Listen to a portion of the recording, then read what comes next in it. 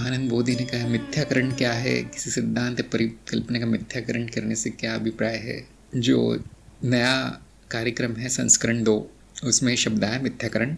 इसका अर्थ है कि यदि कोई भी सिद्धांत रखा जाता है तो साथ में एक प्रयोग भी रखा जाता है जिससे कि वो मिथ्या सिद्ध हो जाए। अब लोग पूछेंगे कि ऐसा करने का क्या फायदा है, कोई अपना ही सिद्धांत गलत सिद्ध करवाना क्यों चाहेगा। तो ये विज्ञान की विधि है, यही विधि विज्ञान में काम में लाई जाती है कि सिद्धांत पहले रखा जाता है, किसी घटना का, कोई घटना हो गई, अब वो सिद्धांत काम का है या नहीं कैसे जाना जाएगा। लोग उसको मिथ्या साबित करने में जुट जाते हैं, उसकी परीक्षण होने लगता है, तो उसके लिए प्रयोग किए जाते हैं उसको मिथ्या सिद्ध करने, सत्य सिद्ध करने के लिए नहीं। अगर वो मिथ्या सिद्ध ना हो पाए तो अपने आप सत्य हो गया। और अगर परिणाम ऐसे आए प्रयोग के, कोई भी प्रयोग कर लें आप, परिणाम ऐसे आए कि वो हमेशा मिथ्या ही सिद्ध होता है, अब वो वैज्ञानिक सत्य नहीं है, अब विज्ञान उसको नहीं मानेगा। ये है मिथ्याकरण की प्रक्रिया, अंग्रेजी में कहेंगे फॉल्सिफिकेशन। और ये शब्द न संस्कृत में मिलता है न हिंदी में मिलता है, ये मैंने बनाया हुआ है, शायद मिल भी जाए कहीं, लेकिन ये मनगढ़ंत शब्द है। संस्कृत में आपको दूसरे शब्द मिलेंगे, व्याप्ति, या हिंदी में आपको मिलेगा सबूत देना, साक्ष्य देना, ये क्यों सत्य है, आपकी बात क्यों सच है, तर्क देना। तो एक विशेष विधि प्रयोग में लाई जाती है विज्ञान में सिद्धांतों की उपयोगिता जानने के लिए। वो सिद्धांत तभी तक उपयोगी है जब तक मिथ्या न साबित हो जाए। और विज्ञान ऐसी चीज़ है जहाँ पे हर सिद्धांत मिथ्या ही साबित होता है, तब तक उपयोगी होता है जब तक मिथ्या साबित न हो जाए। उसके बाद अगला सिद्धांत जो पिछले सिद्धांत का परिष्कृत रूप होता है, अच्छा रूप होता है। इसी प्रकार विज्ञान में प्रगति होती है। और ज्ञान में क्या है, मिथ्या नहीं साबित होता, ज्ञान कभी नहीं बदलता, इसलिए उसको सत्य कहा गया। बहुत अच्छा प्रश्न है आनंद बोधी का। पुनीत ने कहा है ज्ञान होने के लिए स्मृति का होना आवश्यक है, यदि स्मृति नष्ट हो जाए तो क्या उस जीव की सारी साधना भी व्यर्थ हो जाती है। जब किसी व्यक्ति की किसी कारणवश दुर्घटनावश याददाश्त चली जाए तो वह स्थिति कैसी होती है, क्या उसका कारण शरीर संपर्क हमेशा के लिए टूट जाता है। हाँ, आपके प्रश्न भी बहुत अच्छे हैं। स्मृति का होना अति आवश्यक है, क्योंकि ज्ञान स्मृति में संयोजन है अनुभवों का, स्मृति नहीं तो कहाँ होगा। और यदि स्मृति नष्ट हो जाए तो क्या जीव की साधना व्यर्थ हो जाती है। स्मृति नष्ट होगी तो ज्ञान नष्ट हो गया, ये तो स्पष्ट होना चाहिए। स्मृति नष्ट तो ज्ञान भी चला गया। एक बात ध्यान रखनी है आपको, क्या स्मृति नष्ट होती है ना।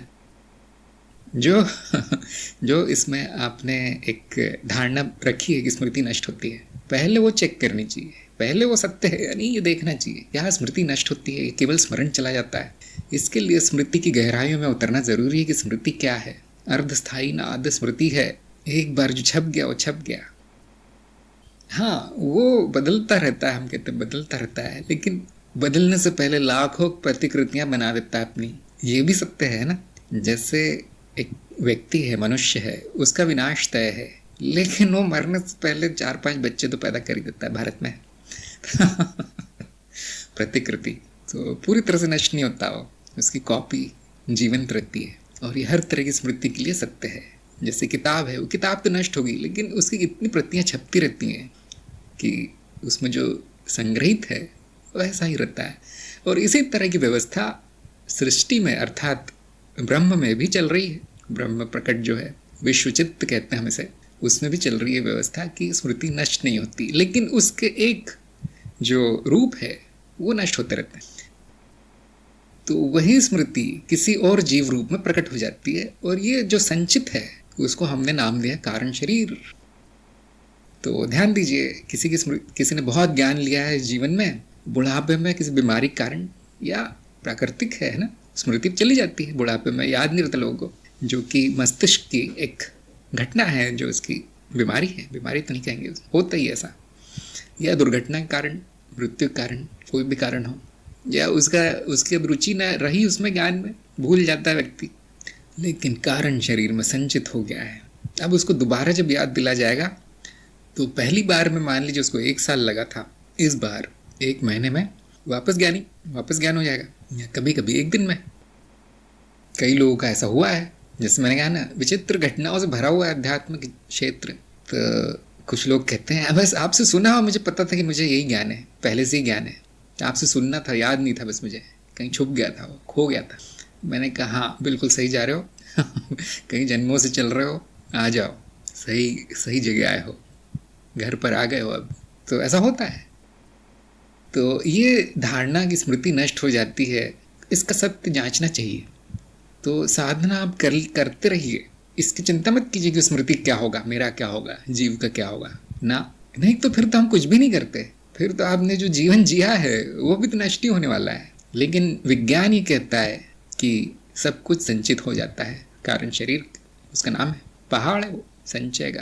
तो आपने जितने भी जीवन जिए हैं सब कुछ संचित है। हाँ, ये मनुष्य, ये व्यक्ति, ये जीव पूरी तरह नष्ट हो जाता है, मिट्टी हो जाता है। तो अगर व्यक्ति की दृष्टि से देखा जाए तो डर जाता है बेचारा, और ये भी उसको एक अर्थहीनता से महसूस होती है कि मेरे जीवन में मैंने जो किया तो मिट्टी में जाने वाला है, राख होने वाला है। तो उसका जीवन अपना अर्थहीन लगता है। लेकिन जो ज्ञानी है, जिसको ज्ञान हो चुका है, उसको अपना जीवन सार्थक ही लगता है। उसको पता है यहाँ कुछ नष्ट नहीं होता, वो कुछ भी मेरा भी नहीं है, वो ज्ञान भी मेरा नहीं है, वो कारण शरीर मेरा है। इतना होने के बाद बस आनंद है। फिर चिंता नहीं है कि मैं ज्ञान ले रहा हूँ तो कहाँ जा रहा है, या वो जाने के बाद, मेरे जाने के बाद उससे क्या होगा। किसी बीमारी से मेरी स्मृति चली जाए तो मेरा क्या होगा, मेरा तो मिट्टी होगा। इतना ध्यान रखिए, अहम जो बोलता है उसकी तो मिट्टी होती है, लेकिन स्मृति अक्षय है, वो नहीं बच जाती, विभिन्न रूपों में प्रकट होती रहती, वही वही स्मृति। आपने ध्यान दिया होगा, कभी कभी मैं बोलता हूँ ज्ञान की रक्षा करनी चाहिए, ज्ञान की रक्षा करनी चाहिए। ज्ञान रक्षा अपने आप में एक महान कार्य है, अपने आप में एक मार्ग है। शत्रुओं से रक्षा करनी है, जो ज्ञान का नाश करते हैं उनका विनाश कर देना है हमें, ये मैं कहता रहता हूँ। लेकिन एक तरह का मजाक है, खेल है, प्रपंच है। ज्ञान नष्ट नहीं होता, दोबारा प्रकट हो जाता है। जीव प्रकट, ज्ञान प्रकट, संभावना होनी चाहिए उसमें, वो प्रकट हो जाता है। इसीलिए उसको सनातन कहा गया है। यही सनातन धर्म है, कभी नहीं जाता। बाकी सारे मार्ग प्रकट अप्रकट होते रहते हैं, सृष्टि के नियमों से बंधे हैं।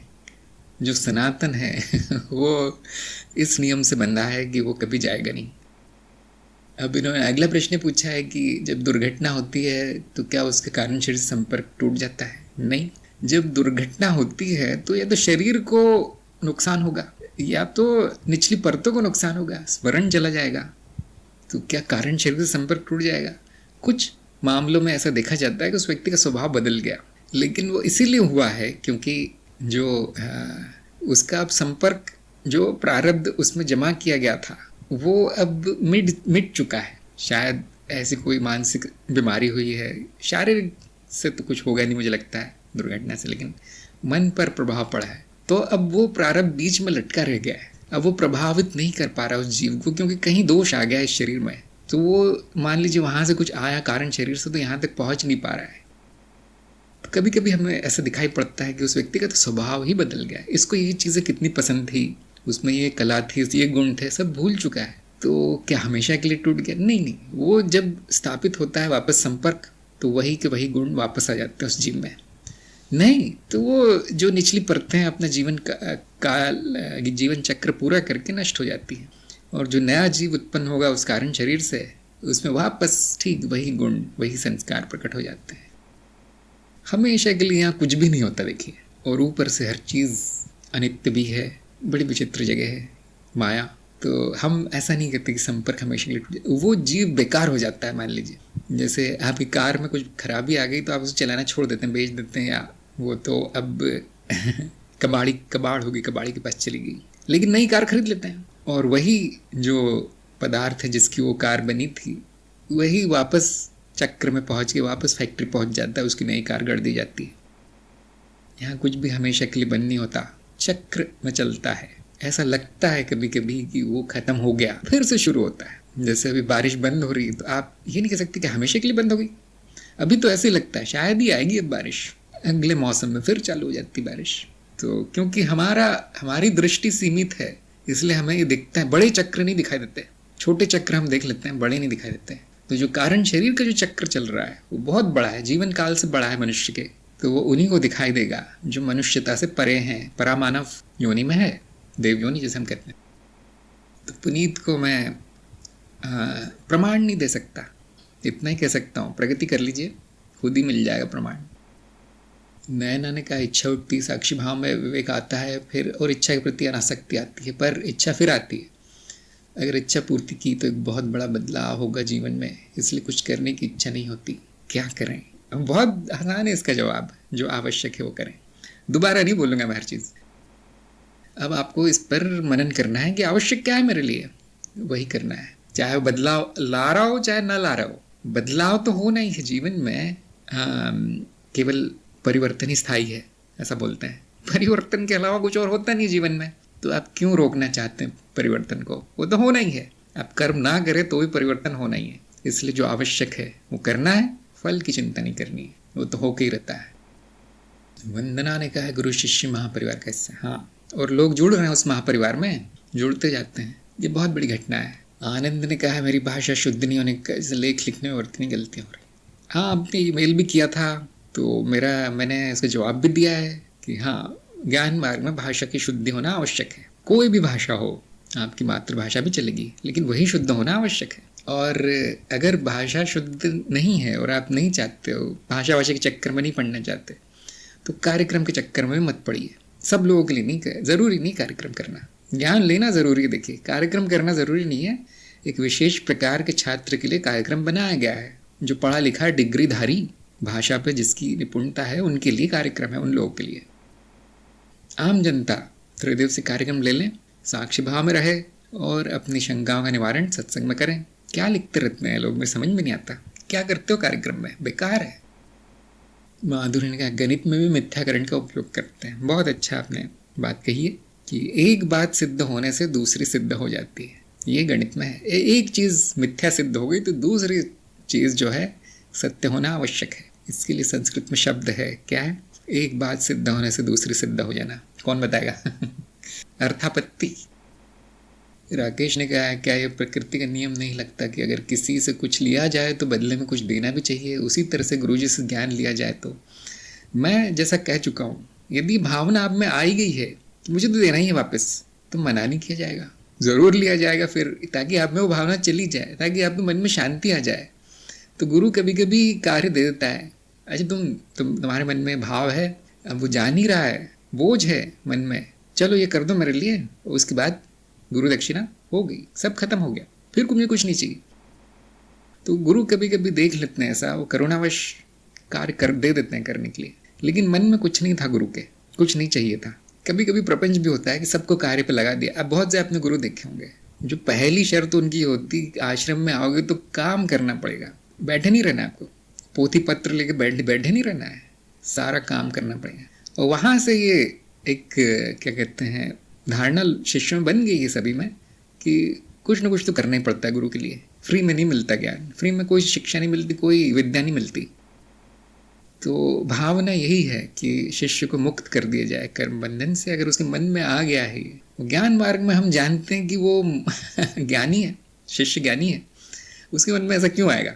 अगर आ गया मन में तो थोड़ा ज्ञान का भाव है, थोड़ी सी कमी है ज्ञान में, तो वो साफ कर देनी बस, कि ऐसा कभी नहीं होगा कि गुरु मुझसे कुछ करवाना चाहेगा, ऐसा कभी नहीं होगा।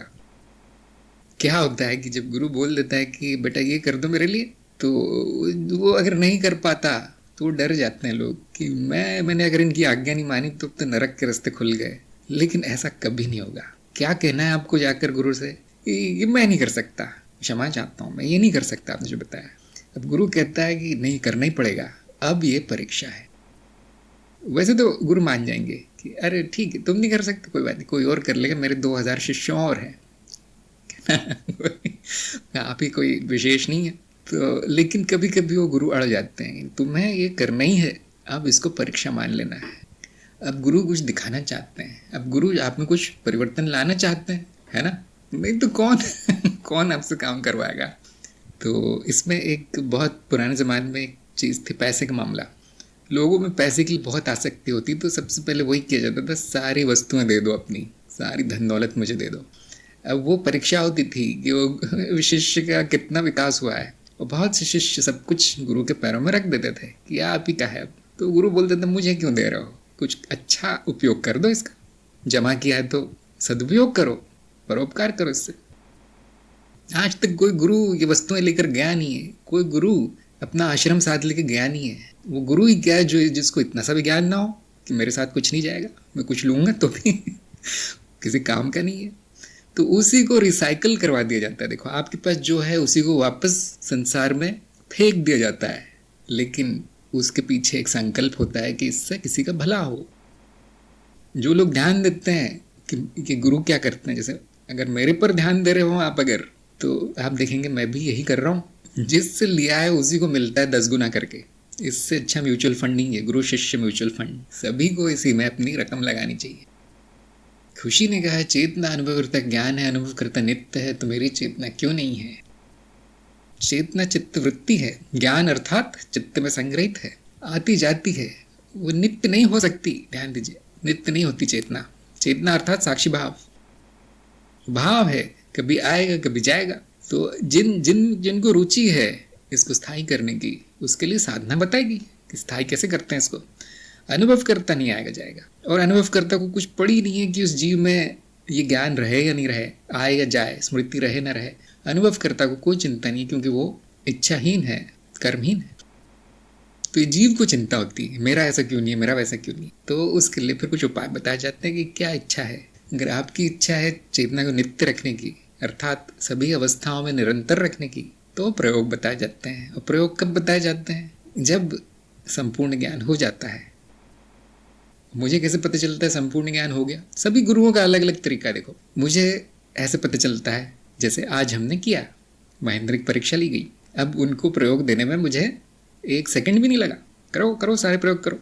अब उनकी चेतना स्थिर की जाएगी, उसमें कोई नियम नहीं है। अगर आपकी 3 महीने में हो गई तो हो गई, 3 साल में हो गई कोई बात नहीं, 3 जन्म लग गए, मुझे कोई चिंता नहीं। क्यों? चित्तवृत्ति है, जब होगी तब होगी।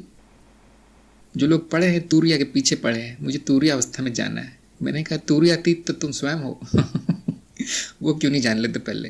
तो प्राथमिकता ज्ञान को देनी है, ना अवस्था को। खुशी से मैं कहना चाहूँगा ज्ञान को प्राथमिकता दीजिए। असंग ने पूछा द्वैतवाद या किसी मार्ग में नाम रामानुजन महाराज ने मिथ्याकरण से मिलता जुलता ऐसा कुछ कहा है? हाँ, बहुत प्राचीन धारणा है मिथ्याकरण। वो नाम बदल गए हैं, संस्कृत में अलग नाम होंगे, ग्रीक में अलग होगा, अंग्रेजी में अलग है, और मैंने कुछ अलग रख दिया, हो सकता मिलता जुलता हो। लेकिन अनादिकाल से यही तरीका उपयोग किया जा रहा है सिद्धांतों को जानने के लिए, सिद्धांतों को सिद्ध करने के लिए। चाहे जैसे उन्होंने बताया गणित हो, भौतिक शास्त्र हो, रसायन शास्त्र हो, सामाजिक शास्त्र हो, मानसिक विज्ञान हो, मनोविज्ञान, एक ही तरीका है, सबको सीख लेना चाहिए। इसीलिए आपने देखा होगा कि सिद्धांत रखते ही साथ उस पर कटाक्ष वार शुरू हो जाते हैं। उस पर लोग उस पर गोलियां चलाना शुरू कर देते हैं। तो जो बच गया वो काम का है, जो एक ही वाक्य में धराशायी हो गया उसमें दम नहीं था उस सिद्धांत में।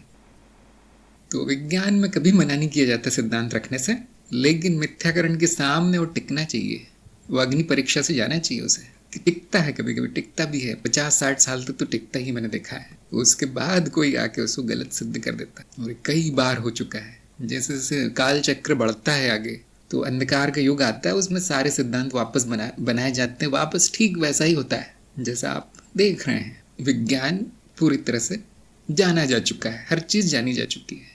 फिर क्यों ये एक तरह का विकास कैसे हो रहा है, इसमें प्रगति क्यों दिखती है विज्ञान में? क्योंकि वो धराशायी होता रहता है, वो नष्ट होता रहता है। मनुष्य की सभ्यता नष्ट होते ही सारा विज्ञान नष्ट होता है, फिर प्रकट होता है। जैसे कि मैंने कहा, हमेशा के लिए यहाँ कुछ नहीं जाता, फिर प्रकट होता है, अन्य रूपों में प्रकट होता है। जो भी आप नया विज्ञान देख रहे हैं, नई नई खोजें, सबको लगता होगा ये कभी नहीं हुआ इतिहास में। सब सैकड़ों बार हो चुका है, हजारों बार, लाखों बार हो चुका है। माधुरी ने पूछा स्मृति समाप्त नहीं होती इसलिए कर्म बंधन बनते हैं। हाँ, ये देखिए कर्म बंधन भी तो स्मृति में है, तो कर्म बंधन भी वैसे के वैसे ही रहते हैं, उनकी संतुष्टि हो जाती है, फिर वो करना जरूरी नहीं हो जाता। लेकिन हाँ, वो वैसे ही रहते हैं, वो कर्म बंधन कारण शरीर में संचित होते हैं। जीव को प्रभावित करना बंद कर देते हैं उनकी संतुष्टि होने पर। मान लीजिए आपने अपने दोस्त से कुछ पैसे उधार लिए और अगले दिन लौटा दिए, ये घटना हो गई। कर्म बंधन जो बन गया था कल, आज नहीं है, तो क्या वो घटना भी चली गई? नहीं, वो घटना हमेशा के लिए स्मृति में छपी है कि इसने मेरे साथ मेरी मदद की थी, इसने मेरा अच्छा किया था। अब वो अगले कर्मों को प्रभावित करता रहेगा, जब तक कि उसकी आवश्यकता तब तक रहेगा वो। माधुरी के प्रारब्ध स्मृति के कारण ही आते हैं। हाँ, स्मृति ही है प्रारब्ध। खुशी ने कहा आज के माहौल में हम ज़्यादातर देखते हैं कि सुंदरता को लेकर बहुत चर्चा होती है। क्या सुंदरता सत्य है? क्या इसका अनुभव क्यों होता है? इसका क्या उपयोग है? बहुत अच्छा प्रश्न है, तो प्रश्न के उत्तर में आपको कड़ी दी जाएगी।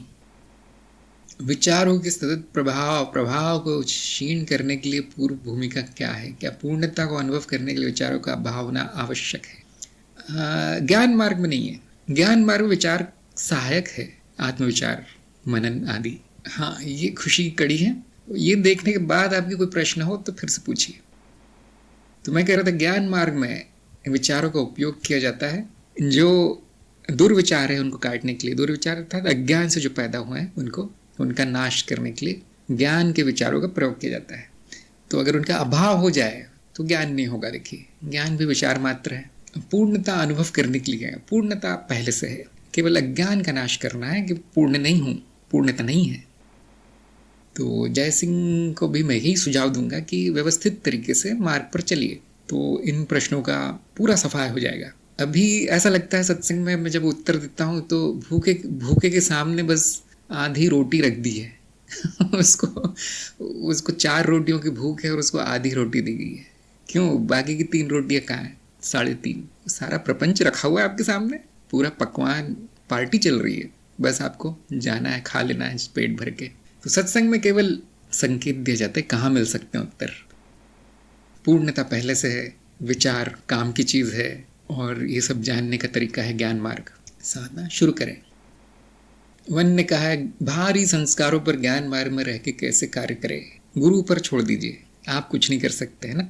आप अगर कर पाते तो कर लेते हैं ना। इसीलिए सब कुछ गुरु पर छोड़ना है, समर्पण होना जरूरी है। उसके बाद जो गुरु बोलते हैं वो करना है, बहुत आसान है। नम्रता ने कहा, ज्ञान के बाद क्या फर्क पड़ता है? रहते तो देह में है, काम भी करना ही है। हाँ, वो तो पहले भी आप देह में ही हो। ज्ञान के पहले भी तो वही है, कर्म ही है और शरीर ही है, मन ही है और मनुष्य ही है। तो ज्ञान से क्या फर्क पड़ता है? ये सब मैं नहीं हूँ, इतना जान ले जाता है। इतना ही फर्क पड़ेगा कि जिसे मैं स्वयं मान बैठा था वो नहीं है अब, वो मैं नहीं, मैं अस्तित्व स्वयं हूँ। अब ऐसे ही है जैसे आपको किसी नाटक में किसी बुरे चरित्र का रोल दिया गया है कि तुम्हारा काम है गालियां देना, तुम्हारा काम है लोगों को मारना।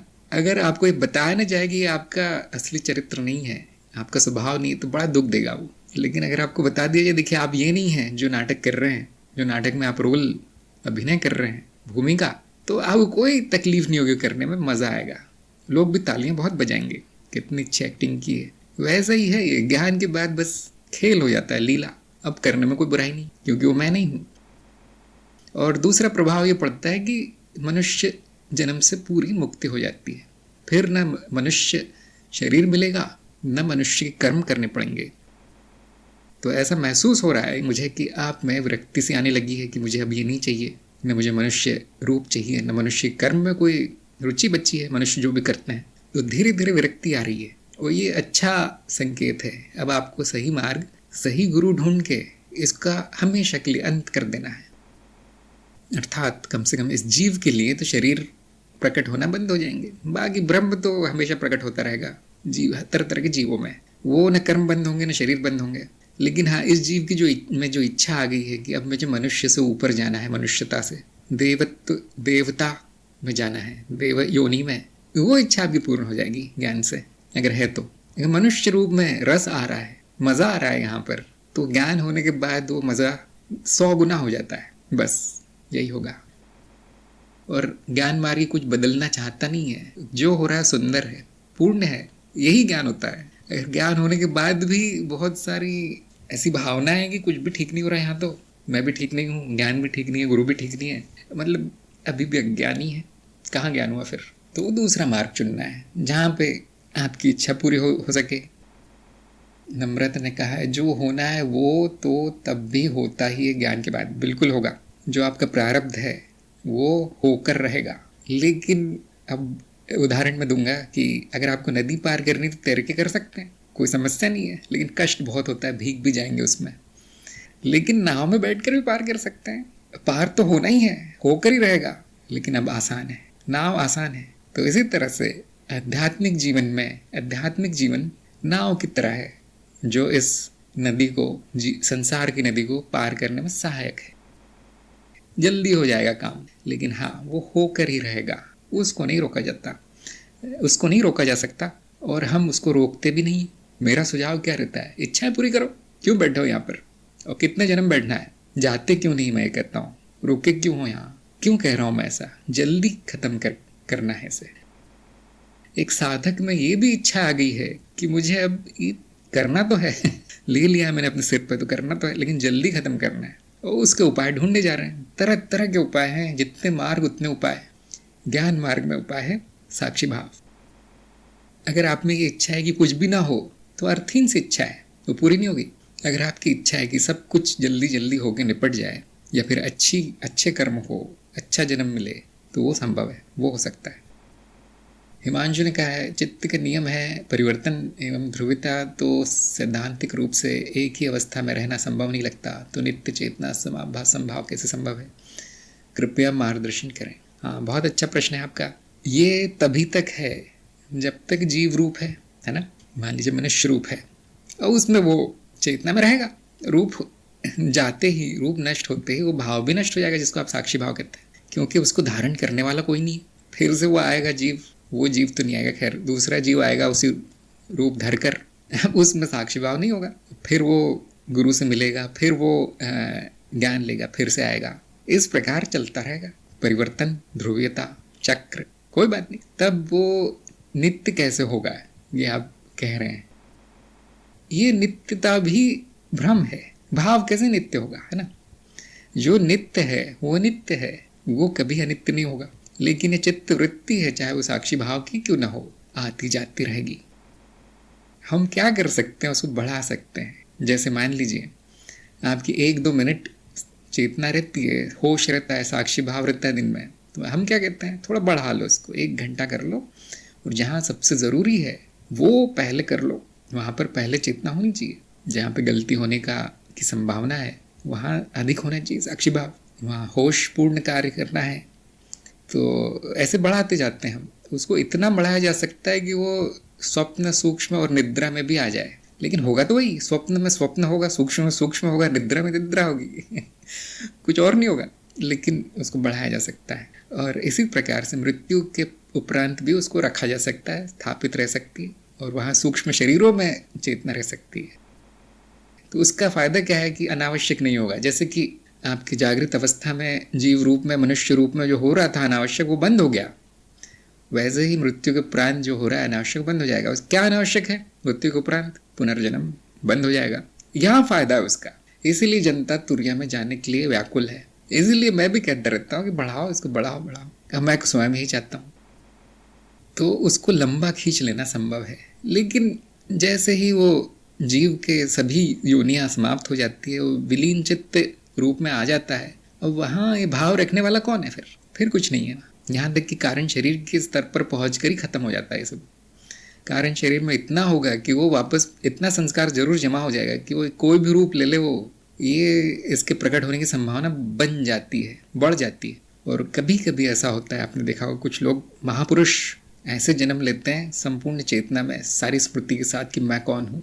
जो बड़े साधक हैं वो ऐसे जन्म लेते हैं एक प्रश्न के साथ कि मैंने क्यों जन्म लिया है, मेरा इस जन्म में लक्ष्य क्या है। और जो साधारण साधक है कुछ खोजते हुए पाए जाते हैं, साधक वृत्ति में रहते हैं, वो खोज ही लेते हैं। और जो साधक नहीं है, अज्ञानी, वो ऐसे जन्म लेते हैं, पता नहीं क्यों आ गया मैं अब आ गया तो वही कर लेता हूँ जो पड़ोसी कर रहा है। कोई प्रारब्ध नहीं, कोई लक्ष्य नहीं, कोई स्मृति नहीं है, कोई चेतना नहीं है। इसीलिए इसका व्यवहारिक महत्व है। हिमांशु को यही सुझाव दूंगा मैं कि ये ना समझें कि वो अनित्य है तो क्यों करूं। व्यवहारिकता में इसका बहुत फायदा है। और फिर मैं कहता हूँ कि ज्ञानी की इच्छा है, अगर उसको नहीं रहना है चेतना में, कौन रोक सकता है। जो चैतन्य तत्व है उसको कभी हटाया नहीं जा सकता। जो वृत्तियाँ हैं चित्त की, वो हटनी ज़रूरी है, मतलब वो तो होकर ही रहेगा। अब आप निर्णय ले लीजिए, अब आपकी क्या इच्छा है वो प्रकट कीजिए, वो पूर्ण हो जाएगी। नम्रता ने कहा कुछ भी चेंज तो कर नहीं सकते, गुरुजी मार्गदर्शन करें। ज़रूर करेंगे मार्गदर्शन। क्या बदलना चाहते हैं आप बताइए देखिए, चक्कर ये है कि बदलाव होता रहता है, परिवर्तन तो नियम है, लेकिन वैसा नहीं होता जैसा आप चाहते हैं ना। ये तो संभव ही नहीं, कुछ बदल नहीं सकता। यहाँ पे बाधा क्या आ रही है कि वो नहीं होता जो आप चाहते हैं। तो क्या चाहते हैं वो आप मुझे मैसेज भेजकर बताइए। सत्संग में भी बता सकते हैं, लेकिन फिर उसका उतना अच्छा उत्तर नहीं आएगा, क्योंकि अब व्यक्तिगत हो गया मामला। सब लोग अलग अलग चीज़ें चाहते हैं। क्या बदलना चाहते हैं पूरा लिखकर मुझे डिटेल में लिखकर भेज दीजिए। संभव हुआ, मुझे पता है तो ज़रूर बता जाएगा कैसे बदलना है उसे। क्या होता है कि मैं जो बताता हूँ अक्सर लोगों को अच्छा नहीं लगता, क्योंकि बदलना सब चाहते हैं लेकिन खुद को नहीं बदलना चाहता कोई। ये मैंने बहुत देखा है। गुरु जी ये बदल दीजिए, वो बदल दीजिए, सारा कुछ बदल दीजिए, मेरे पति को बदल दीजिए। मैंने कहा ये तो ब्रह्म के भी बस की बात नहीं है, इसलिए उन्होंने शादी नहीं की। ये चीज़ें नहीं बदली जाती, स्वयं को बदलना पड़ता है। स्वयं को, वो उसके बहुत उपाय हैं। आपको एक मार्ग, एक साधना दे दी जाएगी। स्वयं को बदलते रहो, स्वयं बदलोगे तो सब बदलेगा। अज्ञान बहुत है, इसलिए व्यक्ति बाहर बदलना चाहता है अपने से, या कभी कभी लोग अपना शरीर बदलना चाहते हैं, लेकिन वो भी तो बाहर ही है। तो जो सबसे अंदर है हृदय, वहां से परिवर्तन शुरू होता है। हृदय परिवर्तन, वहां से बदलाव शुरू होता है, और वही लहर बाहर गूंज उठती है। ये तथ्य है, ये नियम है, ये सत्य है, विसत्य, कि ऐसा ही होता है। लोग क्या करने में लगे हैं? बाहर ठीक करने में लगे हैं, जो कभी नहीं होता। वो जो बाहर जो ठीक किया है थोड़े दिन में वापस वैसा का वैसा हो जाता है जैसा उसको होना है। चाहे वो आपके संबंधी हो, चाहे असंबंधित लोग हों, अनजान लोग हों, चाहे वस्तुएं हो, चाहे पशु पक्षी हों, वो वैसा ही होता है जैसा पूर्व निर्धारित है उनके लिए। आप स्वयं बदलेंगे, सबसे ज़्यादा संभावना परिवर्तन की वही है, क्योंकि आप निर्धारित करते हैं क्या बदलना है, जो कोई नहीं करना चाहता। इसलिए लोग गुरु से इतना घबराते हैं, क्योंकि वो तो वहीं बदल देता है। अंदर ही शुरू करता है बदलना। पहले आवाज़ कानों में पड़ी, उपदेश कानों में पड़े, अंदर बदलाव हो जाता है। बाहर ठीक वही चलेगा, उसका नहीं, वो छोड़ा जा सकता है। अगर आपका देश अच्छा नहीं है, देश छोड़ा जा सकता है। अगर आपका परिवार अच्छा नहीं है, परिवार छोड़ा जा सकता है। अगर आपका शरीर अच्छा नहीं तो शरीर छोड़ा जा सकता है ना, दूसरी योनियां हैं। लेकिन आप अच्छे नहीं है तो क्या करेंगे फिर? कहाँ जाएंगे? क्या छोड़ेंगे? इसलिए उसको बदलना पड़ता है, फिर बाकी चीज़ें अपने आप बदल जाती हैं। यह है सूत्र, यह है फॉर्मूला। अब शुरू हो जाओ। वन ने कहा जागृत अवस्था की कल्पना और स्वप्न में क्या अंतर है? ये तो प्रश्न आया था पहले भी, कि कल्पना की अवस्था में शरीर सचेत होता है, कार्यरत होता है, और स्मृति चलती रहती है। जो जागृत स्मृति है वो, इसलिए आपको याद रहता है मैंने क्या कल्पना की। स्वप्न अवस्था अलग अवस्था है, वो भी एक प्रकार की कल्पना है, लेकिन आप नहीं कर रहे हो, उसे करता नहीं है उसका। जो जागृति में कर्ता भाव रहता है, हम भाव कि मैं कल्पना कर रहा हूँ, या मुझे ऐसी कल्पना करनी चाहिए जो मेरी ऐसी इच्छा से उठी है, वो स्वप्न में नहीं होता, इतना नहीं होता जितना कि जागृति में। और शरीर सोया होता है, कार्यशील नहीं होता, क्रियाशील नहीं होता। और स्वप्न पे पूरी तरह से नियंत्रण नहीं होता, अनियंत्रित चलता है। वो जो बन गया वो बन गया, चित्तवृत्ति से, दबी हुई इच्छाओं से, या पूरी तरह कभी कभी अनियमित बेकार का होता है। और कल्पना थोड़ी सी काम की हो सकती है, जैसे आप कलाकार हैं तो बहुत काम की है, या आप कुछ कार्य करना चाहते हैं, घर बनाना चाहते हैं, या कोई सा भी कार्य करना चाहते हैं, पहले कल्पना हो जाती है उसकी अपने आप कि मैं ऐसा करूँगा, वैसा करूँगा, ये चीज़ यहाँ से लाएंगे, वो चीज़ वहाँ से लाएंगे, इसको फ़ोन करेंगे, उसके हम जाएंगे। ये कल्पना ही तो है। कभी कभी वो कल्पना जीवन से पूरी तरह से अलग थलग होती है, टूटी फूटी होती है, तब हम कहते हैं बस निरर्थक कल्पना है। लेकिन आपके जागृत अवस्था अधिकतर कल्पना में ही रहती है। जो अज्ञानी लोग हैं खास तौर से, वो क्या कल्पना कर रहे हैं कि मैं मनुष्य हूँ, मैं जीव हूँ, और मैं ठीक वो कर रहा हूँ जो इस जीव को करना है।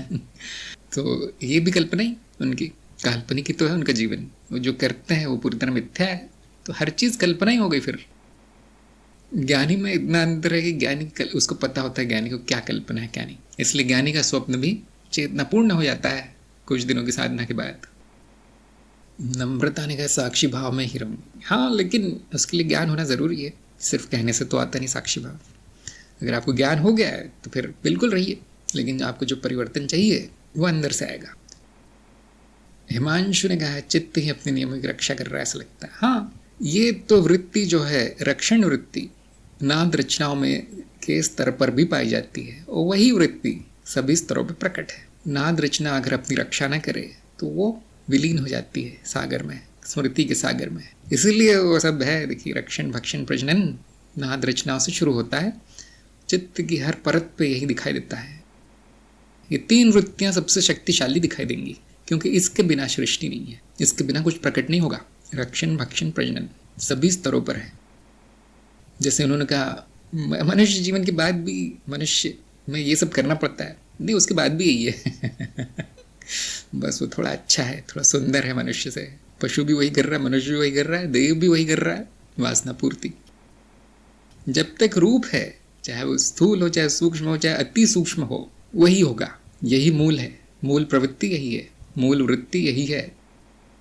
आपको रूपहीन होना पड़ेगा, अरूप होना पड़ेगा, तब जाके सारी वृत्तियां शांत होती है। और कैसे हो जाऊं? पहले से ही हूं, पहले से ही अरूप हूं, पहले से ही शांत हूं, पहले से ही वृत्तिहीन हूं। ज्ञान नहीं हुआ, बस ये ज्ञान हो जाए फिर क्या होना है? फिर जो होना है बिल्कुल ठीक हो रहा है। फिर जहाँ रक्षण भक्षण प्रजनन हो रहा है वो हो रहा है, यही लीला है, मेरी ही लीला है। ज्ञान मार्ग घेरे की तरह है, शून्य की तरह है ना। शून्य का जो चिन्ह बनाया गया बड़ा सोच समझ के बनाया गया, जहाँ से शुरू होता है वहीं जाता है। तो ये सारी यात्रा आपसे शुरू होती है, आप में समाप्त होती है, इसलिए शून्य कहीं कोई जाता नहीं है, कहीं कोई आता नहीं है। जो है बिल्कुल सही है, शून्य ही पूर्ण है। जिसने जान लिया उसने सब जान लिया, वो कर्महीन हो गया। किसी ने पूछा ना कर्महीन कैसे हो जाऊं? शून्य हो जाओ, पहले से ही कर्महीन हो, पहले से ही कर्म सहित भी हो, पहले से ही कर्म रहित भी हो। ये है संभाव, ये है समाधि कि जो है वो है, बिल्कुल सही है, सुंदर है, पूर्ण है, सत्य है। सत्यम शिवम सुंदरम, मैं ही शिव हूँ, मैं ही सत्य हूँ, मैं ही पूर्ण हूँ। अब कहाँ जा रहे हो? आप क्या कर रहे हो? आप कौन सा कर्म कर रहे हो? कौन सी विधि, कौन सा आसन, कौन सा ध्यान? ज्ञान हो गया, सब हो गया। ज्ञान नहीं हुआ, हाँ भाई दूसरा मार्ग। श्रेय का प्रश्न आया है, अब उन लोगों ने मेरे साथ एक प्रश्नोत्तर पीरियड तय किया है, गुरुजी अब मुझे क्या करना चाहिए? आप जो पूछते हैं उत्तर देने का प्रयास कीजिए और उनको फिर सही मार्ग, सही गुरु चुनने का सुझाव देना चाहिए। सब कुछ सिखाने का प्रयास मत कीजिए, है ना। उनको यही कहना है मैं खुद मार्ग पर हूँ, मैं खुद चल रहा हूँ यहाँ पे, मैं खुद सीख रहा हूँ, और आप चाहें तो आप सीख सकते हैं। तो त्रिदिवसीय की कड़ी उनको दे दीजिए, भले ही वो सत्संग में ना आ पाए, तकनीकी क्षमता अगर नहीं है तो त्रिदिवसीय कड़ी उनको भेज दीजिए कि आपको 3 दिनों में, 3 घंटों में मूल ज्ञान मिल जाएगा। फिर को पीरियड तय नहीं करना पड़ेगा उनको जो तय करना है वो जो त्रिज्ञान दे रहे हैं उनके साथ तय कर लें। अगर मेरे से लेने वाली जो एक जिद सी होती कुछ लोगों की, लेकिन मैं बताना चाहूँगा कि मैं कम से कम 3-4 महीने के लिए बुक हो चुका है मेरा सारा समय। अब इस मनुष्य पर भी कृपा करें थोड़ी सी रोज त्रिज्ञान कैसे दे सकता हूँ, रोज वही चीज़ कैसे बोल सकता हूँ बताइए। फिर भी मैं कर रहा हूँ। कभी कभी बेचारे वो आ नहीं पाते, भूल जाते हैं कोई कि 3 महीने पहले तारीख तय की थी, अब भूल जाते हो। कभी कभी मैं उनको ईमेल करके बुलाता भी हूँ कि आप कार्यक्रम में आज आ जाओ टेलीग्राम में, शायद वो देखते नहीं है। उस दिन मुझे छुट्टी मिलती है, उस दिन त्रिज्ञान से बच जाता हूँ मैं। तो हमने 20-25 शिक्षक इसीलिए रखे हैं क्योंकि वो भी ठीक वही बताते हैं जो मैं बताता हूँ। ज्ञान तो ज्ञान है। तो भूख तो शांत होगी, आप सोने की थाली में खाए या चांदी की थाली में खाए या पीतल की, खाना तो वही।